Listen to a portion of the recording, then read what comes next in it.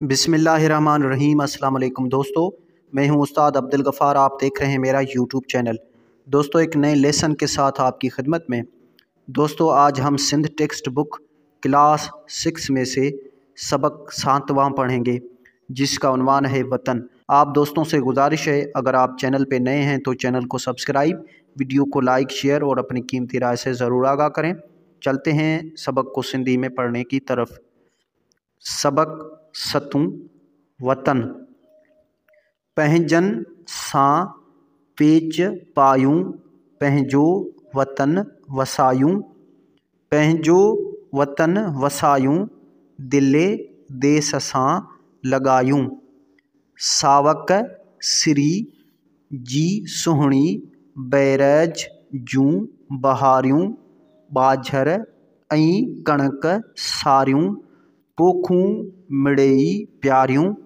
साईंअ कयूं सजायूं, कुड़मिन संदियूं कमायूं। दिल जी वरूह आहे, वह वाह वसियल विचोलो। सांगियुनि सॿाझड़नि खे कोन्हे को भउ ऐं भोलो। ॻाल्हियूं छॾे अजायूं, अॻिते क़दम वधायूं। लख वार लाड़ तोतां, सिर साह पंहिंजो घोरियूं। ॻाढ़ा जे तुंहिंजा चांवर, लहलन में तिन खे तोरियूं। हिन देस जी तूं दौलत, तुंहिंजूं लखें भलायूं। थधिड़ी थरनि जी वारी, प्यारो पुलर जो पाणी।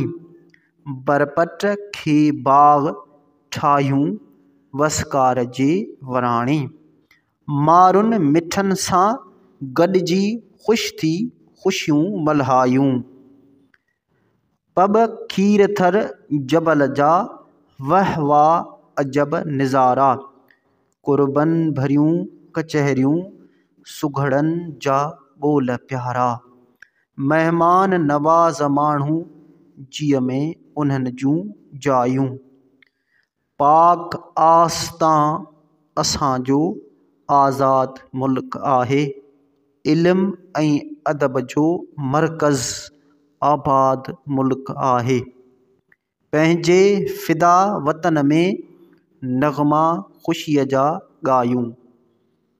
मोहम्मद इस्माइल उर्साणी, फ़िदा।